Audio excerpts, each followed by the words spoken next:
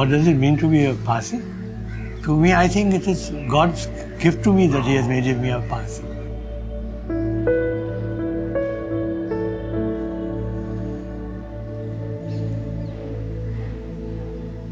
This community in India still stands for qualities that are good, that are honorable, that are decent, and I'm proud to be one of those.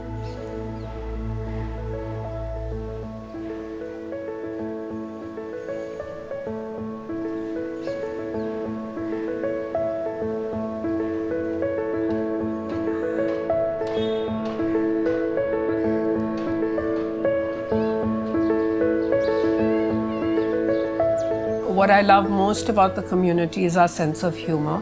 And I feel if we lose that, then we lose everything.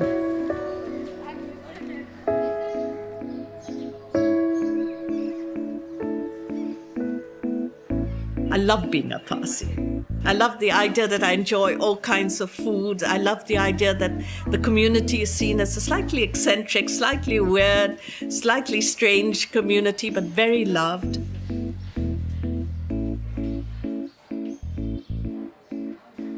For me, being a Parsi is really about a certain morality, about growing up with good words, good thoughts, good deeds, motto. I think somewhere it seeps down in you.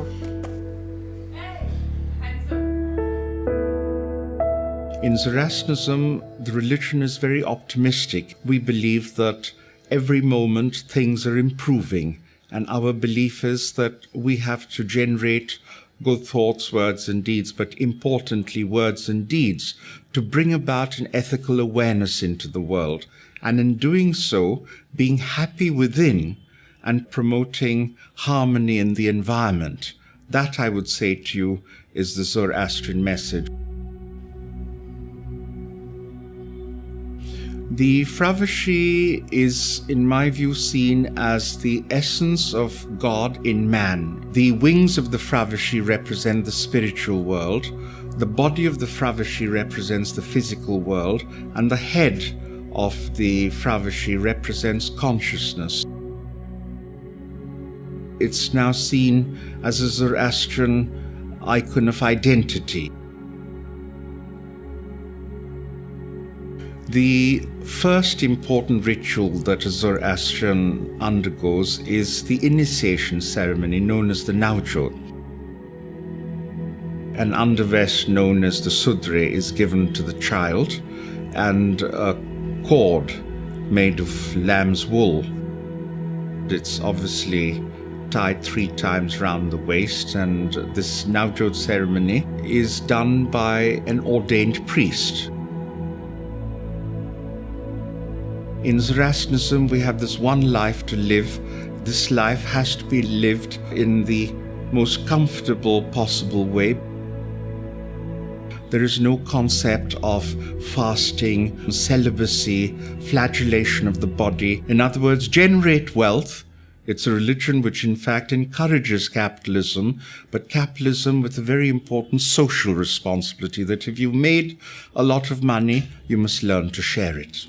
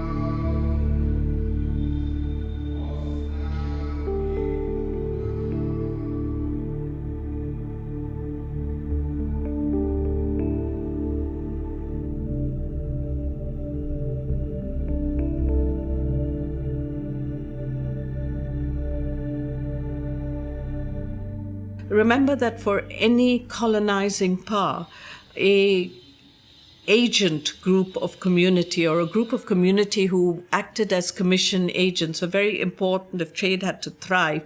The Parsis knew how to source or where to source goods, and they were able to deliver to the British what they wanted. There was also the ability of the Parsis, who by then had learnt English, so it was easy for them to deal with, whereas other communities in India were still maybe a step below the Parsis, simply because in terms of communication, in terms of creating a rapport, the Parsis were way ahead. Every kind of service was given to the British. So if they wanted sail makers or if they wanted rope makers, even if they were not present in Bombay, they were sourced from the many villages of Gujarat. And therefore you see migrations and waves of Parsis coming into Bombay between 1680 and 1780. Over a period of 100 years, more and more Parsis came in.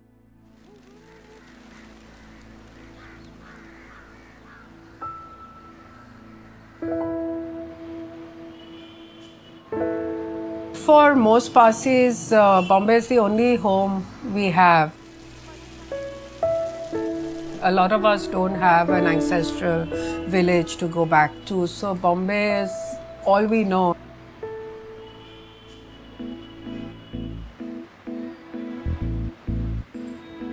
We've been here so long, we've been here practically since the beginnings of the city. We've helped to build it. We have such strong associations with it. We have such strong nostalgia about it.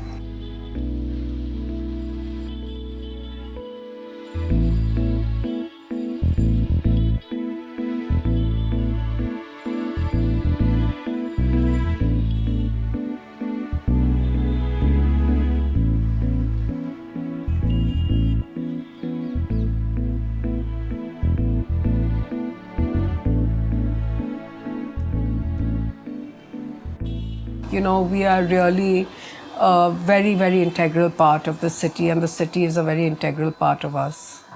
I don't think we had an identity crisis where we suddenly said, oh God, who am I? Where do I come from? It only happens when people ask us questions. And if you ask your father, where do you come from? He says, from Breeze Candy, which is the hospital. Room 501, apparently. I don't have a memory. I was inside the womb, the female, and they knew. But that's for all, not just Parsis. You come out from the same place. The Parsis were certainly very closely aligned with the British, almost twins in partnership. And when independence happened, the Parsis, at least the top Parsi industrialists, had to make a huge leap. Perhaps the Parsis did it most successfully were those like the Tatars, who moved into industrialization of India. So if you are participating in the development and industrialization of a new country, you become part of that elite group. They must have felt orphaned, in my opinion, with the British moving away. And they had to sort of renegotiate their position in modern India. Now,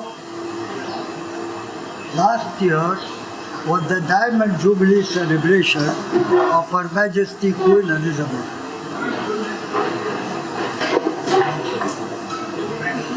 They were all celebrated in England, and she was so good and so sweet to remember me. So the Queen sent me her full-size picture from London, and I have got it framed. You like to see? Yes. There she is. There she is next to the cross. Her Majesty.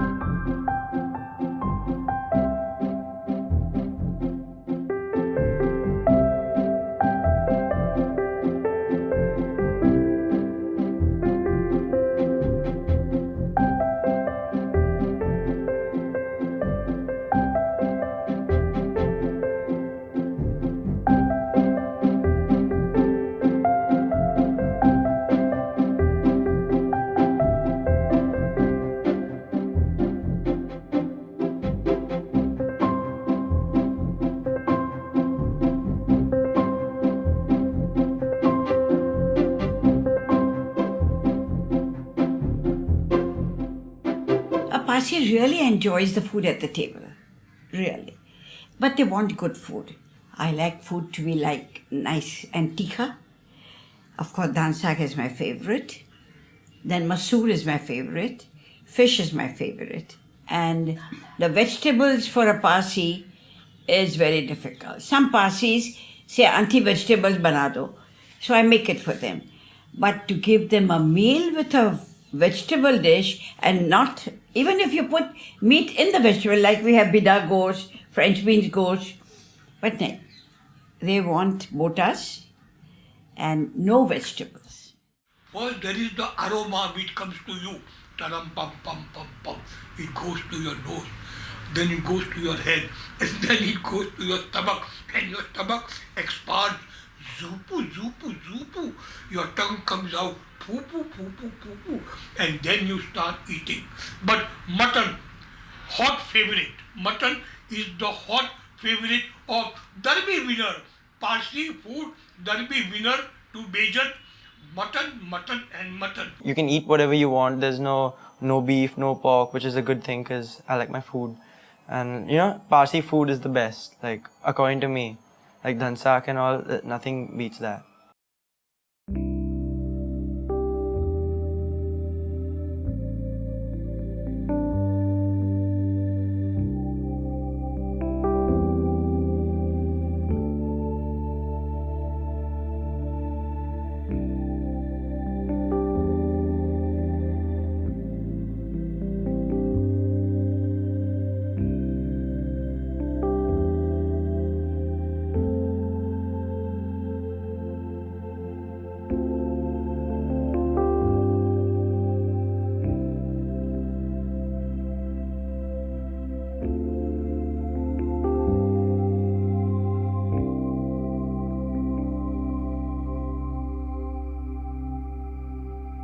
Always cracking jokes, making fun, and they are very jovial. But they are also very particular. Let me tell you one thing. If a Parsi comes on the cash counter, he wants a fresh note. You can't possibly give him a torn note or a soiled note. Mane kadak note jo hai. That is the characteristic of a Parsi. The Parsi is very honest. They are very loyal.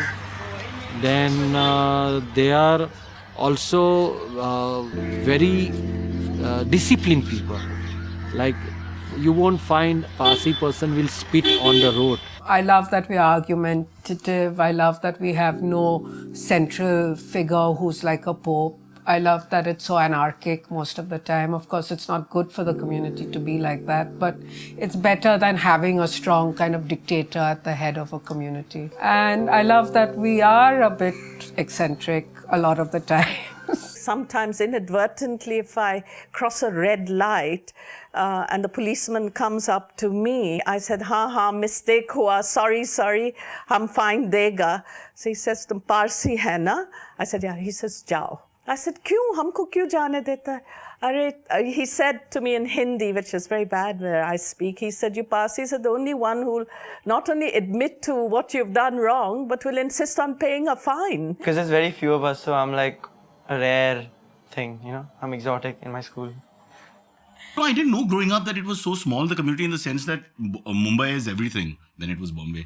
So that's a bit strange, actually. Suddenly, in the last 10 years, people have woken up that along with the Great Indian Bustard and the tiger, the one-horned rhino, three of my favorite friends, the Parsi is also, dwindling. We find funny ways to express everything, including something like death. There are like 4 or 5 really fun ways to go about it. One is even to kolmi thai gaya, one is wicket pari gaye, another is, which is one of my favorites, even to photo frame ma chali gaya. Imagine being quirky about the most solemn things. That's a lovely trait. Ediani jhai khabar jevu monu. It means a face like an advertisement for castor oil. When someone is very morose looking. Mutton shop. There were all brains displayed. One asked, how much is that? They say, 50 rupees. They say, why? Because this belongs to this community. This belongs to this community. And in the end, when it goes to the 5,000 rupees, they say, why so much? They say, this belongs to a Parsi. They go, why so expensive? They go, if you break 500 skulls, you will get one brain. So that is how we take care. That is ridiculing, but still people enjoy it, so I say no it. brains. What happens to a Parsi man with a hard-on when he walks into a wall? He breaks his nose.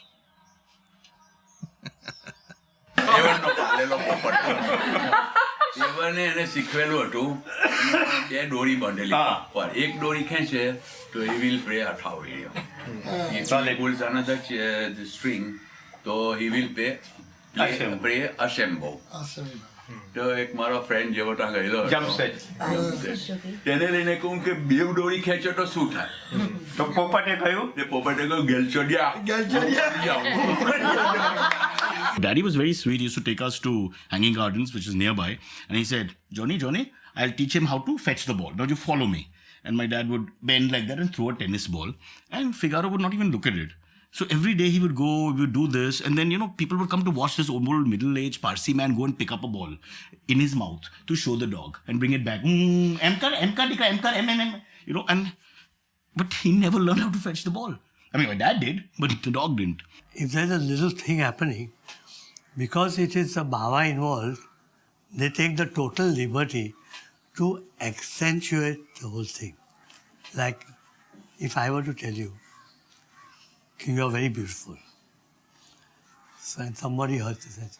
Do you know what Sam told that girl? Can you imagine? Any umar, when he is supposed to go up God knows where, he is telling this girl, that tu ghani beautiful છે તે બી એટલું જ નહીં કે તારા ગાલ ઘણા લાલ લાલ છે, તારા દાંત કેટલા મજાના છે, and you are so tall and you are so gracious. So that fellow goes and tells another man, પેલો જે ઇડિયટ છે ને ક્રેક પારસી તે ના 6 બટન ખુલ્લા ઉઠા ને એ સેક્સીલી કહે કે પેલી એક છોકરીને કહે કે ડાર્લિંગ તું કેટલી બ્યુટીફુલ છે અને પછી ઉપરથી પછી કહે કે તું મારી સાથે વાઇન પીવા આવશે કે અને મારી સાથે ડાન્સ કરવા આવશે. એ તો લાકડી લઈને ચાલે છે, કેમ ડાન્સ કરવાનો છે? So everyone goes on adding and adding and adding and adding, and that is how something grows.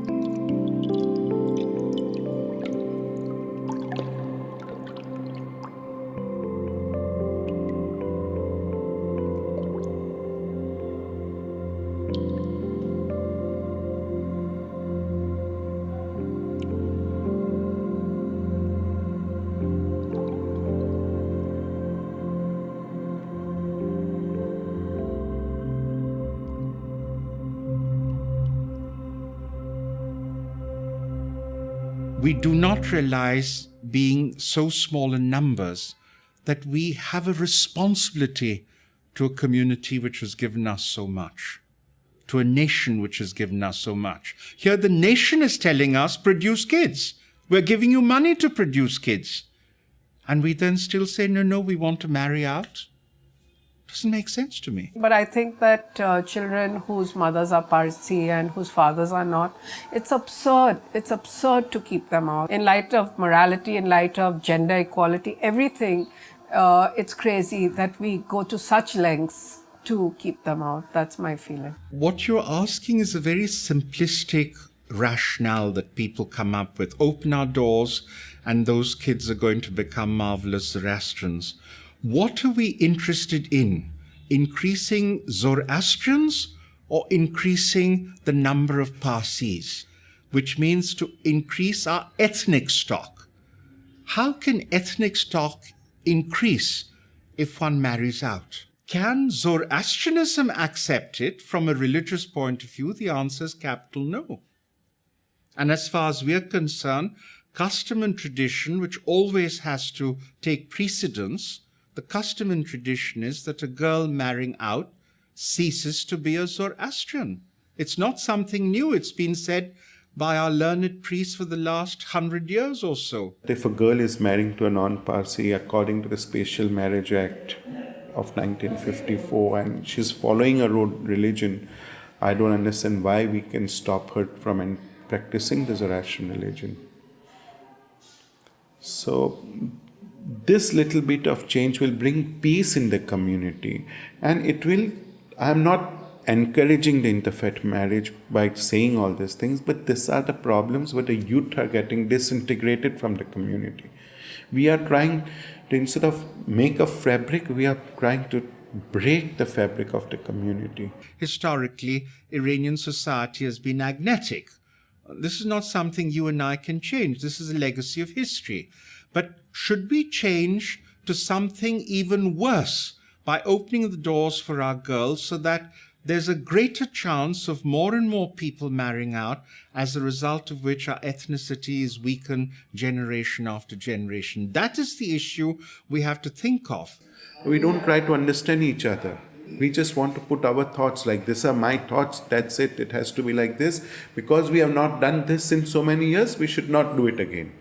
But then there are so many things which we are not doing since we came from Iran. And we have changed. And the change is the most important thing, and if we don't change, we are not going to survive.